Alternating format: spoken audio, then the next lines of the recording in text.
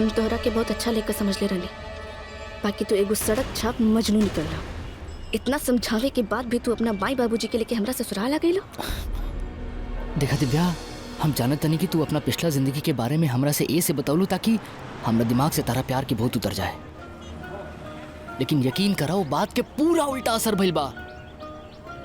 अरे तहारी कहानी सुन के हमरा अंदर तारा प्रति और ही प्यार जाग गिल बा, और हमरा तो लागल कि तार सास ससुर लोग अगर ये शादी खाती मान जाई तो तारा जीवन में थोड़ा सा रंग भर जाई। अरे तू समझत काहे नहीं खे? हमरा के ना चाहिए अपन जिंदगी में रंग। और देखो, हमार जिंदगी में पहले से ही बहुत दुख बा, अब ओकरा के और मत बढ़ावा। तो ये सब मत करा, तू हमरा के हमार हाल में छोड़ दा, और प्लीज आज के बाद हमार पीछा मत करिया।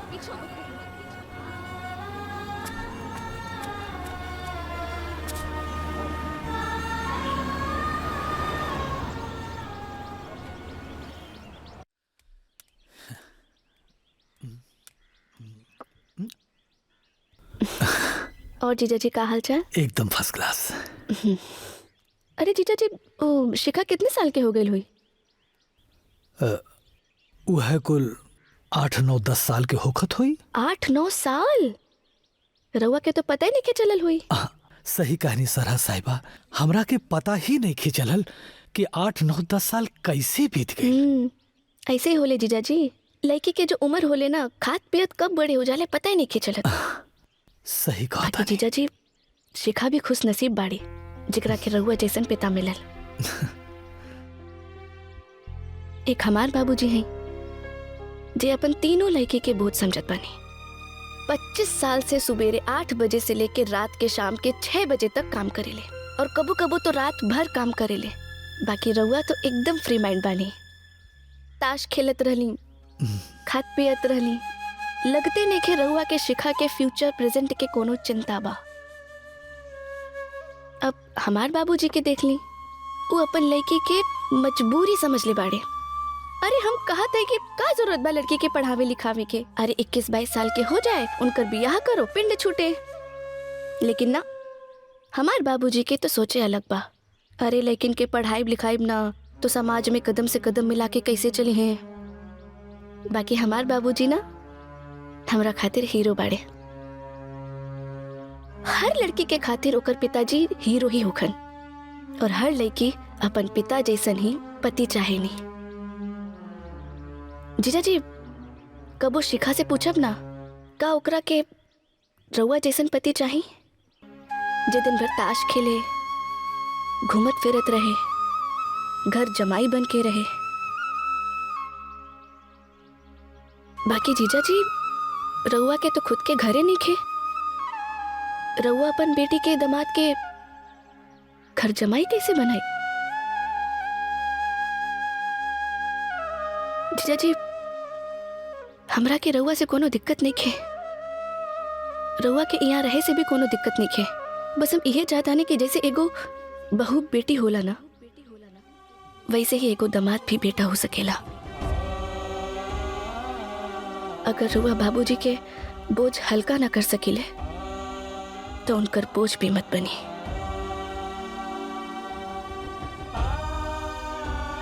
जीजा जी देखी, हमरा के जवन कुछ भी सही लागल हम रउआ से कह देनी। अगर रउआ के कुछ भी गलत लागल हुई, ओकरा खातिर हमरा के क्षमा कर दी।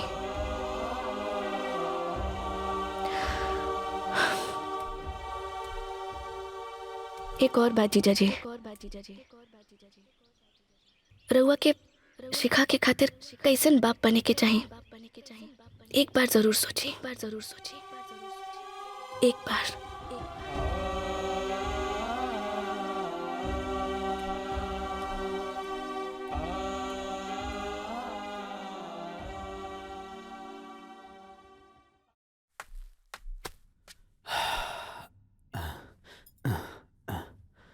बहू, ए बहू, तनी एक गिलास पानी लिया वा। हाँ बाबूजी।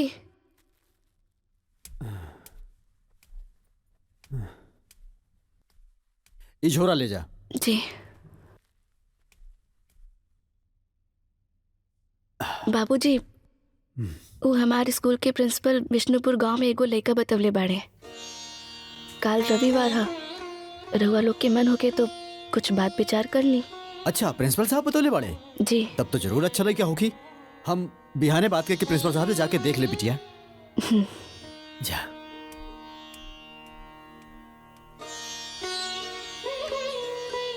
हे भगवान, लड़का तो छीन लेला प्रभु, बाकी बहु दे देला जे लड़का से कम नहीं खे। ए पाहुन, ए जीजा, अरे का करो तड़ा महाराज, बाहर अरे निकलो। आए ए चाचा, मनोज पाहुन ने की का? ना कमाए चल गए बाड़न। का चाचा मजाक करे खातिर हमनी के मिलल बानी का? मनोज पाहुन कबो जइहे कमाए का? ए चाचा, कहो तनी पाहुन कमाए गइल बानी, पाहुन तो हे दे आवत तनी। उ चल जइहे कमाए तो सूरज पूरब से पश्चिम में होगी। चली पाहुन, एकदम हो जाए। ना जाई, ना जाई। और आज से ये ताश वास सब बंद। हमरा के अपन बेटी के जुआड़ी बाप बने के नहीं के, एक अच्छा बाप बने के बा। ओकरा के अच्छे स्कूल में पढ़ावे के बा, अच्छे घर खानदान में ओकर शादी करे के बा। आज से हमार टाइम पास बंद। हमार जिंदगी के हर पल हमार बेटी और हमार पत्नी और ई घर के समर्पित रही। तो लोगन जा सकेला। और हाँ, तो लोगन के खातिर इस सूरज भगवान आज से पश्चिम से उगी है। चलो पाहुन, तो हर बात सुन के बहुत अच्छा लागल। चलो नाजी हैं। चला।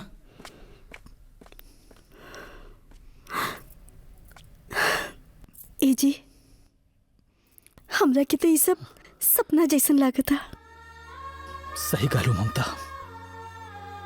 सब कुछ ही सपना ही रहित। अगर दिव्याई हमरे आंख पे बान्हल पट्टी टाइम पर न खोलती तो ये सपना ही रात। दिव्या? हाँ। बाबूजी। हाँ? हाँ? आज से राहुल के दामाद ना, बेटा है, जौने हक से आनंद के आपन बेटा के कोनो बात और सामान खातिर कहे नहीं ना, वो हमरा से भी कहे।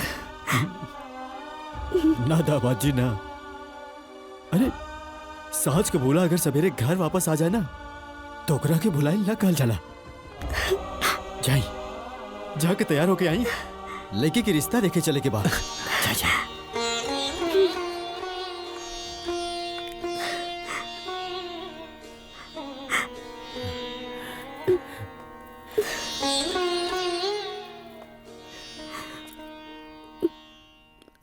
दिव्या। दीदी आई, बैठी। तू हमरा के माफ कर दा। अरे दीदी, रुआ माफी कोनो बात के मांगता है और रुआ रोवत काहे बानी? तोहरा साथ कैले अत्याचार की हम कबो तोरा के ई परिवार के हिस्सा न समझनी। माई के कई अत्याचार पर हम तोहर बचाव न कई पैनी। अरे दीदी, हमरा के रउआ से कोनो शिकायत नहीं खे। बाकी हमरा बा, हम तोहार अच्छाई के समझ न पैनी। शादी के बाद सिखा के पापा दिन पर दिन निकम्मा हो गए। हम तो आसे छोड़ दिल रहने की वो कबो सही रास्ता पर आई है। बाकी तोहरा वजह से, सिर्फ तोहरा वजह से आज वो सही रास्ता पर आ गईलन और हमरा वैसने पति मिल गई जैसन हम चाहत रहनी। दीदी, उम्मीद पे ही दुनिया कायम है।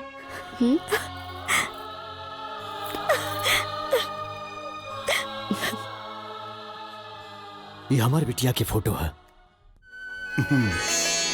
बिटिया तो बड़ा सुंदर बिया। ला देखा बाबू, देखा। देखे ना भाई साहब, अपन बेटा के शादी 2-3 साल बाद करती, बाकी का करी, हमरे माई के हार्ट के बीमारी बा। अब बीमारी में कबो कुछ हो सकेला। अब माई के इच्छा बा कि अपन पोता के शादी अपना आंखी के सामने देखें। उहे खातिर जल्दी से जल्दी ई शादी करावल चाहतानी। वैसे ही अगर कुछ लेन देन के बात हो जाए अरे तो लेन देन के बात ना करें। भगवान के दिहल घर में सब कुछ बा। अगर आपके अरमान बा कि अपने बिटिया के हाई दी हाउ दई तो दिल खोल के दी, हमरा के कोनो इतराज नहीं के बा। वैसे ही शादी रहुआ कब करे चाहता नहीं? हम तो चाहता नहीं यही लगनिया में हो जाए। यही लगन में? हाँ। अरे ये तो ठीक बात बा। ये तो सोने पर सुहागा वाली बात बा। रउआ पंडित जी से दिन बार विचरवा ली और फिर हमने सबके बता दी और हम सब काम पे लग जाए। ठीक बा, पंडित से दिन दिखा के हम फोन कई दे। ठीक बा, आज्ञा दी हमने के। नमस्ते। इतना बड़ हो गई ले, अभी ले 2 अंक के जोड़ घटाना नहीं खेल तोरा के।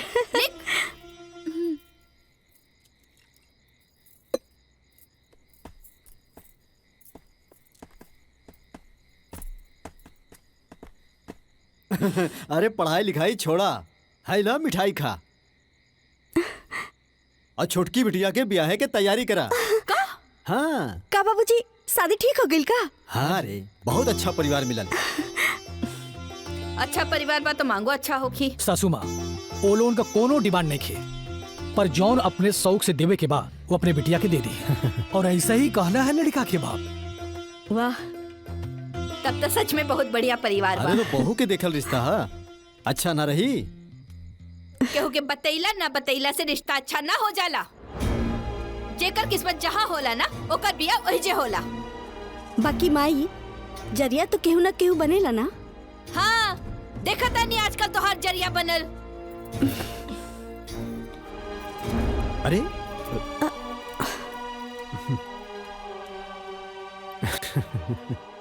बहू, आज तोहरा वजह से रिंकिया के शादी एगो अच्छा परिवार में तय हो गई बा। ए परिवार में तोहार एगो और ही कर्जा चढ़ गई। बाबूजी, परिवार की जिम्मेदारी कर्ज ना होले। अगर आनंद आज जीवित रहते तो वो भी यही करते।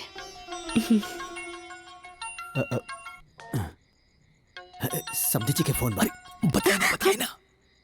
जी अशोक जी, कहीं कहिया के दिन तारीख देख लेना है पंडित जी। अगला सप्ताह में मंगल के तिलक और शुक्र के बारात। हाँ हाँ कर दी हाँ कर दी। ठीक बा समधी जी, हमनी के तैयारी पे लग जाता नहीं जा। हाँ तैयारी करिए। अब सब कुछ बढ़िया हो जाए। चला भाई, अब टाइम तो नहीं खे, फटाफट तैयारी करे के। अरे तो बाबूजी यहाँ का खड़ा बनी। चलिए ना, हमने के अपन लगाए के बाद सब काम धंधा पर। चलिए बाबूजी चलिए। ममता, ए ममता, मिठाई। अरे ला, अच्छा सुन, जा करके देख रिंकिया तैयार भइल की ना। जी। इहो लोग ना कोनो काम जल्दी जल्दी नहीं करत।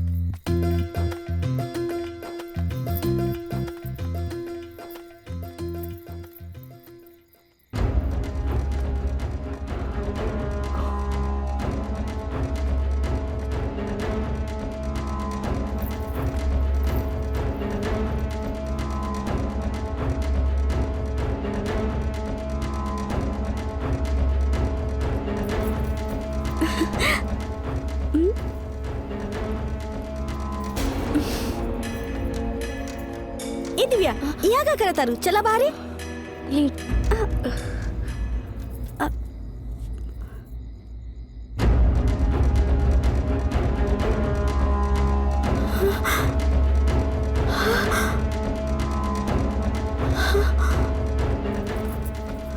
अरे ए ममता, का रे रिंकिया के देखे के चाहिए ना, और तू लोग ये पढ़ाई लिखाई में लग गई लू।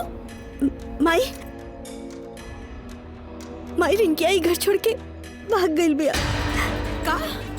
ए, तो दिमाग खराब हो गया बका? का बकवास कर रहल बाड़े? देख माई, वो चिट्ठी छोड़ के गई बिया। वो कहूँ और से प्यार करत रहे, कुल खानदान की इज्जत नाश कर देले सुलई की।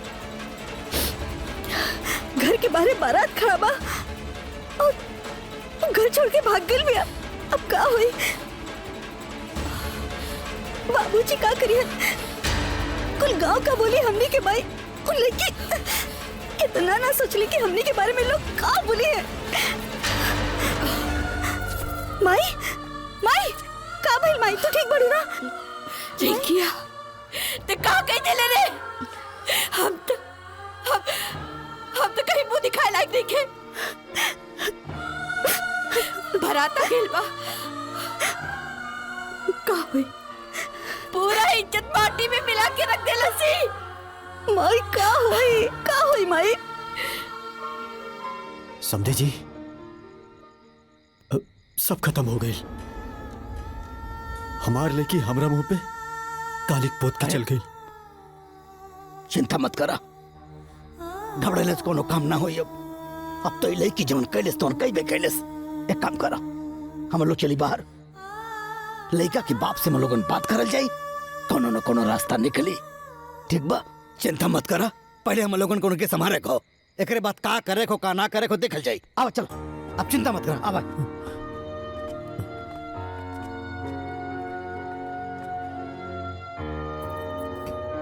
देखी सब तैयारी हो गई बा, बातचीत भी हो गई बा। ठीक बा? अरे आई आई। अशोक बाबू, एगो बड़ी प्रॉब्लम आ गई हो। प्रॉब्लम? कैसन प्रॉब्लम? ऐसा हो कि जौन लड़की से शादी होत रहल हो, वो लड़की अचानक से गायब हो गई। अब हमके लागत हो कि ये ब्याह ना हो पाई। माफ कर दे हमने के। देखी सूरज बाबू, रहुआ से पहले ही कहले रहनी ये शादी अपने माई खातिर करतानी। अब बताई, बिना दुल्हन के बारात वापस जाई तो हमरे माई के का होई? अरे मर जाई। हम अब का करी, हमरा समझ में नहीं खियावत। हम तो रहुआ से आंख में मिलावे के लायक न रहनी। रहुआ के एगो विधवा बहू बाड़ी ना? वो प्रिंसिपल साहब बतौले रहले कि शादी के अगला दिने ही वो विधवा हो गई रहली। अब अपन माई के जान बचावे के खातिर राउर विधवा बहू के अपन बहू बना के विदा करावल चाहतनी।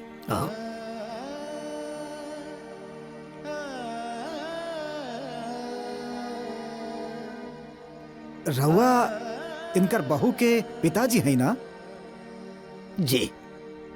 देखी, हमरे माई के बचा ली। अपने माई के जिंदगी के भीख मांगता नहीं। रहुआ अपन बेटी के बियाह हमरे बेटा से कर दी, ओकरो जिंदगी संवर जाई, हमरो समस्या के समाधान हो जाई। देखिए अशोक बाबू, एक बेर हम अपना बेटी के कन्यादान कर देले बनी। अब हमारी बेटी हमरा समधी जी के अमानत है।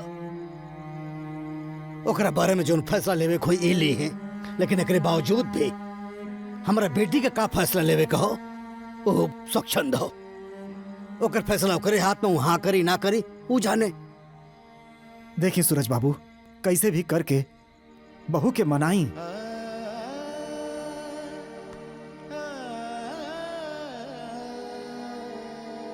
ठीक बा, ठीक बट ठीक बा। देखिए, आजा चल, आवा चल।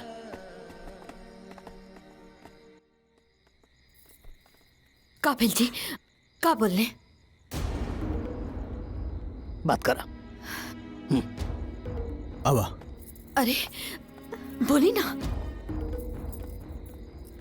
अरे का बोल रहे हो? बिना शादी के लिए जाए कि नहीं के कहत। अरे जब रिंकिया घर में बटले नहीं खे तो केकरा से ब्याह करके जाइए वो लोग बहू के दुल्हन बना के ले जाए के कहा तारी। का? और दिमाग खराब हो गई बा ना, हम ही नहीं मानब। तो ठीक बा, लड़का के तो अर्थी देख ले लू ना। अब हमरो अर्थी देख लिया। अगर शादी ना भइल ना तो समाज में मुंह दिखावे के लायक न रहा। जा जाके तो करे से बात करब ना। हम बात ना करब।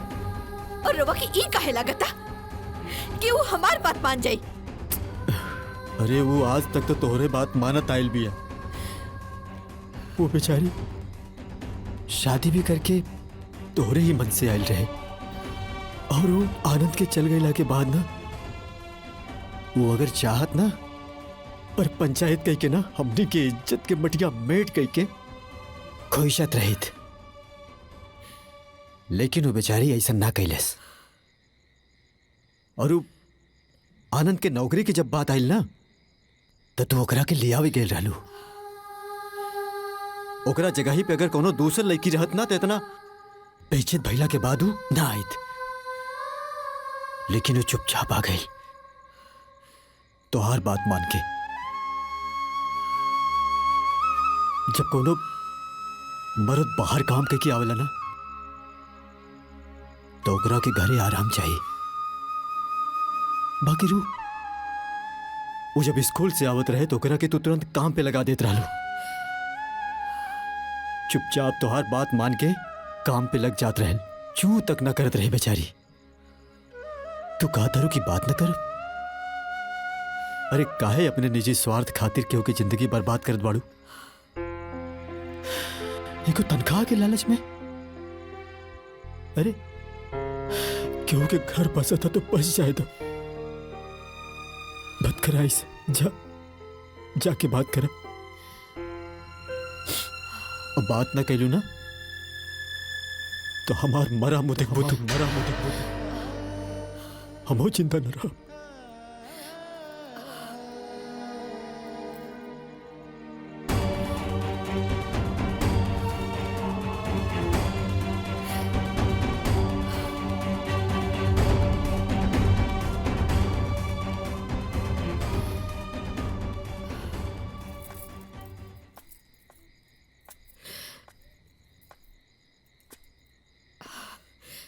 बहू। जी माँ जी, रिंकी के कुछ पता चलल का?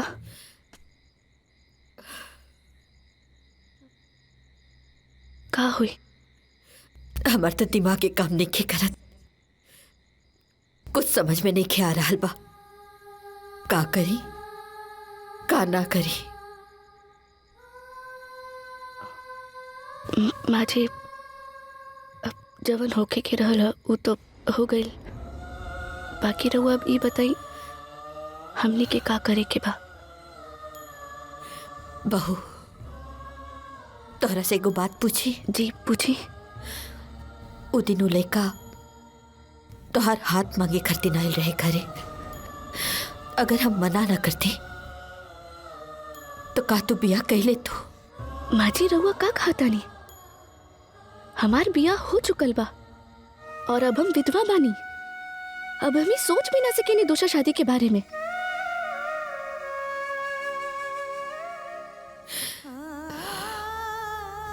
हाय रे हमार किस्मत, हम अनाज के एक दाना बचैली, बकीर आज अपना पति के इज्जत ना बचा पा रहल बानी।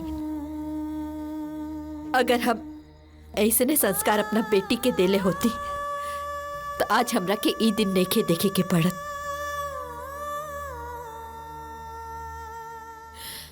ओ लड़का वाला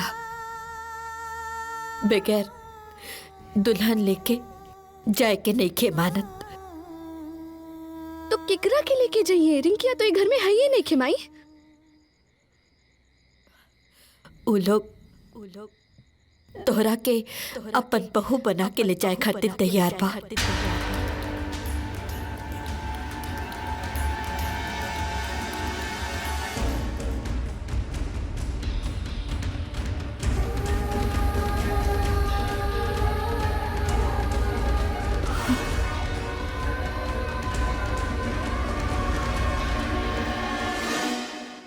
ये रउआ का कह रहल बानी?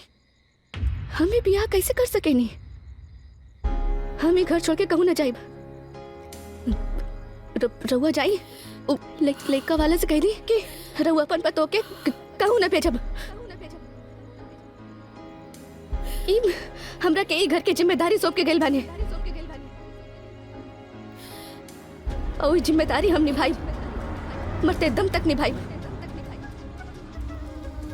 ममता दीदी के पौना के हमरा के काम पे लगावे के बा।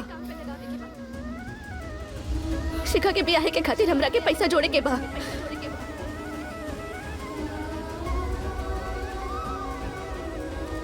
रउआ के और बाबूजी के हमरा के 4 धाम के यात्रा करावे के बा। एही के खातिर हम कोचिंग खोले पानी और हम ब्याह कर लेब तो हम ये जिम्मेदारी कैसे निभाई? हम बहुत बदनसीब बानी। हमार बहू हमरा बारे में इतना सब कुछ सोचलस और हम सिर्फ अपना बारे में सोचली, अपना स्वार्थ के बारे में सोचली। बहू, आज हम तोहरा बारे में सोचे के चाहता नहीं, तोहरा जीवन के बारे में सोचे के चाहता नहीं, तोहरा भविष्य के बारे में। अगर आज तू ये ब्याह कहले पूना तो हर जिंदगी सवर जा। हमरा के सवरे की जरूरत नहीं है माई, हमरा के केहू के जरूरत नहीं है। हमरा लगे इतना अच्छा परिवार में हमरा के केहू के जरूरत नहीं है माई, केहू के जरूरत नहीं है। ए दुल्हन, हम अपन बेटा तक खो चुकल पानी, अपन सुहागने के खोल चाह।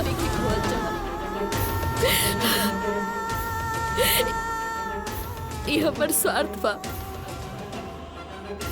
हमर बेटी अपना बाबूजी के मान सम्मान सबके झुका के चल गए। तू बहू मारू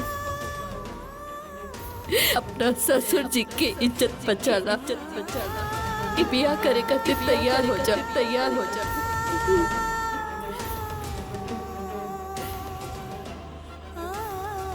हम अपन आंचल फैला के तोहरा से भीख मांगता थी।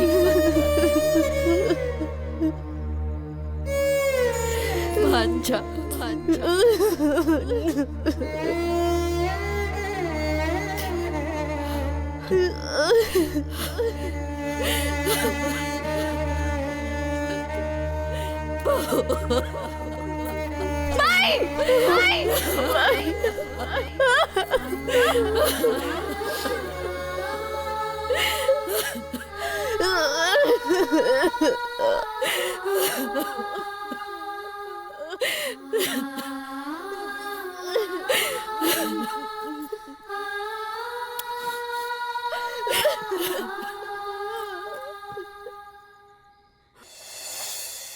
रुका, इस शादी के असली दुल्हन नहीं जा बिया।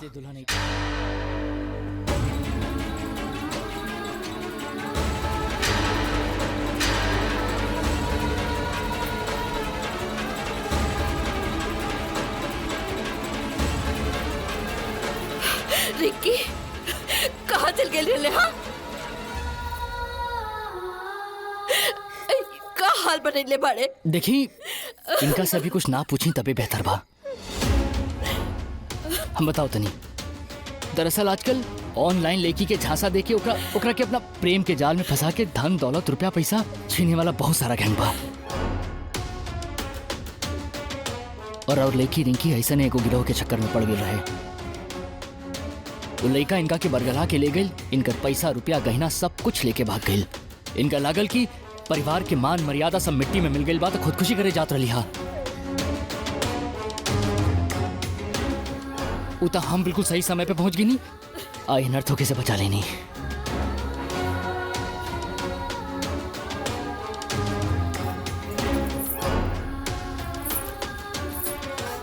एगो ढोंगीबाज लड़का के खातिर तू अपन जान देता रू? भाभी, परिवार से बगावत कैला के बाद हमरा में इतना हिम्मत ना रहे कि हम बाबूजी के सामना कर सके। दुश्मन के सामना करे खातिर हिम्मत चाहिए, परिवार के सामना करे के खातिर प्यार के ये आंसू ही काफी बा।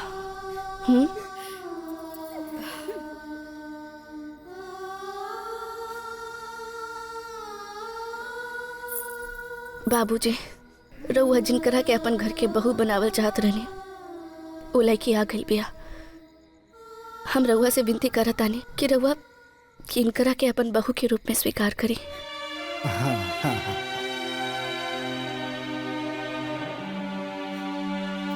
माँ जी, हम कपड़ा बदल के आवत आनी।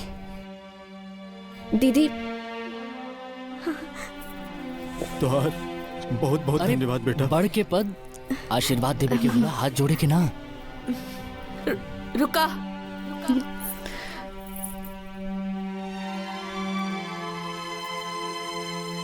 मंडप में आज एक ना 2 गो बिया हुई।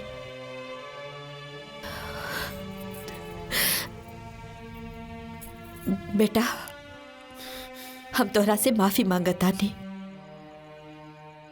उ दिन तू हमरा घरे आयल रहला और हम तोहरा संगे बहुत ही गंदा व्यवहार कैनी, तोहार बेइज्जती कैनी, हमरा बहू के संगे रिश्ता लेके आयल रहला। बकीर हम तोहरा निश्चल प्रेम के ना समझ पौनी और अपना स्वार्थ खातिर अपना बहू के जीवन बर्बाद करत रहनी। बकीर आज हमरा के अपना गलती के एहसास हो गइल बा और हम अपन बहू के घर बसावल चाहतानी और हम ही जाना तानी तोहरा से निम्न जीवन साथी हमरा बहू के ना मिली। माई रउआ का कहता नहीं? जौने गो माई के अपना बेटी के खातिर करे के चाही। हमरा बेटा के एक दिन के सिंदूर और मंगलसूत्र के चक्कर में हम तो हर जीवन नहीं के बर्बाद कर सकत। माई बाकी रउआ ऐसा बहू होके के फर्ज तो तू शादी के बाद भी निभा सकेलू।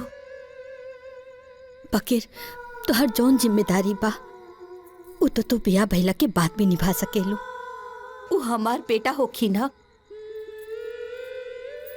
काहे बेटा? अरे काहे ना, अब तू बेटा बोल दिल बाड़ू तो हमरो कृष्ण भगवान नियन दूधू को माई बाप के सेवा करे के मिली। विक्रम से बढ़िया का हो सकेला? अरे बेटा, समझी जी, हम अपने दूसर बेटा से राउल बेटी के बिया करल चाहतानी। रउआ आज्ञा थी। समझन जी, एक बेर अपना बेटी के कन्यादान कर देनी, अब रउए घर के अमानत हो। अब वो आप ही के बेटी है, आप ही के बहू हो।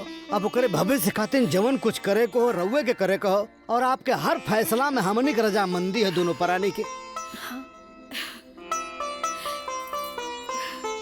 ए ममता, हाँ माई। ले जाके रिंकी के तैयार कर दा। हाँ माई।